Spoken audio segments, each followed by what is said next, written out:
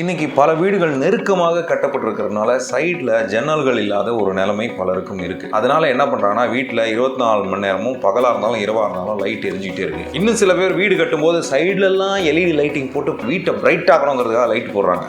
இந்த பிரச்சனைலாம் சமாளிக்கிறதுக்கு solar tube லைட்னு ஒரு கான்செப்ட் இருக்குது. அது என்னங்க சோலார்னால டியூப் லைட் எரியுமா? இல்லை, வீட்டில் சீலிங்கில் ஒரு வட்டமாக ஒரு ஹோல், அதுலேருந்து ஒரு டியூப் அப்படியே போய் நம்ம கூரையில் ஒரு பெரிய ஒரு கண்ணாடி பால் மாதிரி இருக்கும். அது வழியாக வரக்கூடிய சூரிய ஒளியை அந்த டியூப் அப்படியே ரிஃப்ளெக்ட் பண்ணி வீட்டில் அந்த இடத்துல இருந்து ஒரு லைட் மாதிரி பகல் நேரத்தில் நம்ம பளிச்சு நம்ம வீட்டுக்குள்ளே லைட் கொடுக்கும்.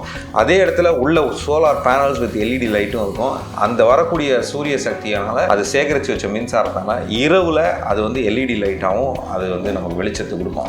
முழுக்க எந்த விதமான பவர் கன்சம்ஷனும் இல்லாமல் வீட்டை ஒளிமயமாக வச்சுக்கிறதுக்கு இந்த சோலார் டியூப் லைட் ஒரு மிகப்பெரிய புரட்சியாக இருக்கும். வீடியோ பிடிச்சிருந்ததுன்னா ஷேர் பண்ணுவோம். பூமியை கேர்.